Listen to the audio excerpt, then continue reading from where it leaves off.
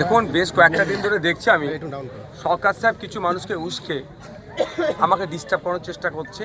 মানে একটা ট্যাসেল তৈরি হয়ে যাক এই করানোর চেষ্টা করছে। আমি বারবার ওদের ফাঁদ পাচ্ছে, আমি এড়িয়ে যাওয়ার চেষ্টা করছি। আজকে আমরেশ্বরে সন্ধ্যার পরে একটা মিটিং ছিল।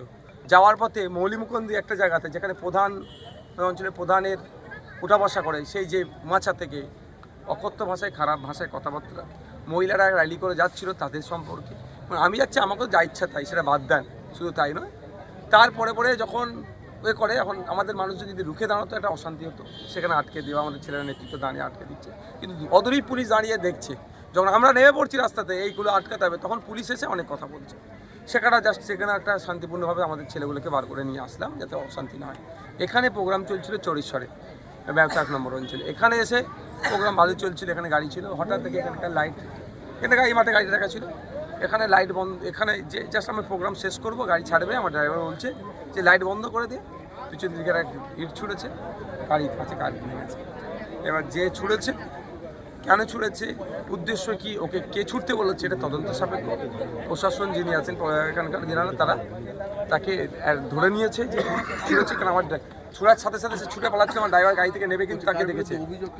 দেখুন, এটা সরকার সাহেবের একটা পরিকল্পনা চলছে, ভাঙড়কে আতঙ্কের পরিবেশ তৈরি করার জন্য। যে এই বিধায়কের গাড়ি যদি ভাঙচুর হয়ে যায়, মানে আইসিএফের প্রার্থীর গাড়ি যদি ভাঙচুর হয়ে যায়, নওশাদ বাজিনের গাড়ি ভাঙচুর করে দেয়, তাহলে আমরা সাধারণ মানুষ আমাদের কী করবে? একটা ভয়ের বাতাবরণ তৈরি করতে চাইছি। তবে সরকার সাহেবকে বলবো, এই আমার গাড়ি হামলা চালিয়ে ভাঙড়ের মানুষকে ভয় দেখাতে পারবে না। ভাঙড়ের মাটি শক্ত ঘাঁটি, ভাঙড়ের মানুষ লড়তে জানে, গণতন্ত্রকে রক্ষার জন্য লড়েছে দীর্ঘদিন ধরে, ভাঙড়ের মতো ইতিহাস আছে। তো সুতরাং আমার গাড়ি ভাঙচুর করি, আমাকে আটকাতে পারবে না। ভাঙড়ে ব্যাপকভাবে মানুষ সরকার সাহেবের বিরুদ্ধে নেমে গিয়েছে, সেই ভয় পাচ্ছে। আর বিভিন্ন জায়গায় তো অবরোধ চলছে। স্বাভাবিক, এটা অস্বাভাবিক কিছু নয়। তাদের দলের চেয়ারম্যানের গাড়ি ভাঙচুর করবে, ভাঙড়ের প্রার্থী, আইএসএফের প্রার্থীর গাড়ি ভাঙচুর করবে। আইএসএফের শুধু মেম্বাররা নাবেনি, সাধারণ মানুষও নেমে গিয়েছে।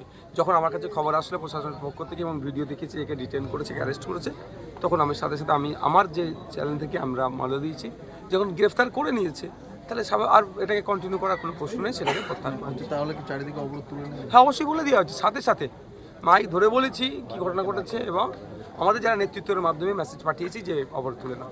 শুধুমাত্র আপনার নয়, বারবার আইএসএফ কর্মীদের ওপরও ব্যাপকভাবে হামলা চলছে, এটা নিয়ে কী বলবেন? এইটা চালাচ্ছে সরকার সাহেব। সরকার সাহেব ভয় পেয়েছে এখানে হারান, আর কত ভোটে হারবে সেটা তিনি আর গুনে উঠতে পারছেন না। যে যাচ্ছে তাই এসে বলছে দাদা লিড করিয়ে দেবো, তিনি তার প্রাথমিকভাবে হ্যাঁ বললো, তিনি হিসাব করছেন যে কত ভোটে হারবেন।